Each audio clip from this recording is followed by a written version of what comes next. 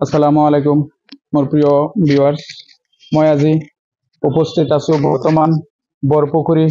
বুয়াপট্টি অঞ্চলৰ এখন গড়ত য'ত এজন লৰাই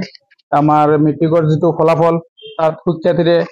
সুনাম অৰ্জন কৰি আমাৰ গাঁৱলৈ আনিছে তেখেতক সন্মান দিয়াৰ কাৰণে তেখেতক উৎসাহিত কৰাৰ কাৰণে আমি গ্ৰামৰ কেইজনমান যুৱকসকলে মিলি এইটো প্ৰচেষ্টা হাতত লৈছো বৰ্তমান তেখেতক এই সন্মান আমি দিবলৈ গৈ আছো তেখেতক এটা ফুলাম গামছাৰে আদৰণি জনাব আমাৰ লগত উপস্থিত থকা মহম্মদ হেলাল হোসেনে তেখেতক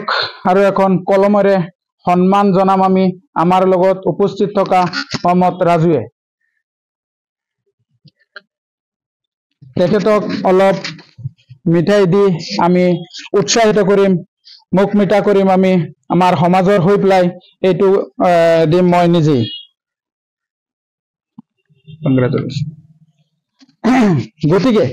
আমি এইখিনি কৰাৰ মূল উদ্দেশ্য হল যাতে যিজন ল'ৰা বা ছোৱালীয়ে মেট্ৰিক পাছ কৰিছে ভাল ৰিজাল্ট কৰিছে তেখেতসকলক সন্মান দিয়াৰ উদ্দেশ্য হল তেখেতৰ মনৰ যিটো ভাৱ সেইটো যাতে বৃদ্ধি হয় অহা দিনবোৰত যাতে তেখেতসকলে আৰু ভাল ৰিজাল্ট কৰিব পাৰে ভাল পাৰ্চেন্টেজ কৰিব পাৰে সেই কাৰণেই আমি এনেকুৱা কৰাৰ মূল উদ্দেশ্য বৰ্তমান আমি তেখেতৰ পৰা জানিম তেখেত কোন বিদ্যালয়ৰ পৰা পঢ়িছে আৰু কি পজিশন পাইছে হবিহে তোমাৰ নাম ইব্ৰাহিম খলিলুল্লাহ অলপ জোৰে কি কোৱা ইব্ৰাহিম খলিলুল্লাহ তোমাৰ দেউতাৰ নাম বাহাৰুল ইছলাম চৌধুৰী তেখেতক আমি ভালকৈ চিনি পাওঁ ইয়াৰে গতিকে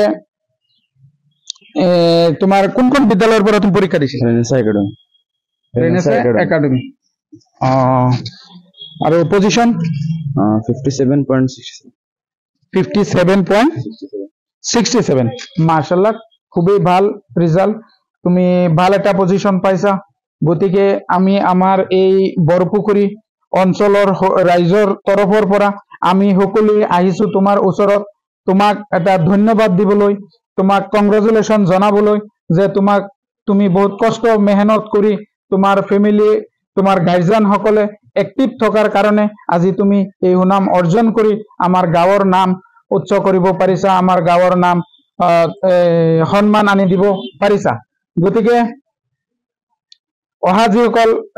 ছাত্ৰ ছাত্ৰী আছে তেখেতসকলে কেনেকৈ পঢ়িলে ভালদৰে তোমাৰ নিচিনা পাছ কৰিব পাৰিব তেখেতসকলক কিবা ক'বা নেকি তুমি ঠিক আছে গতিকে আজি ইমানতেই অন্ত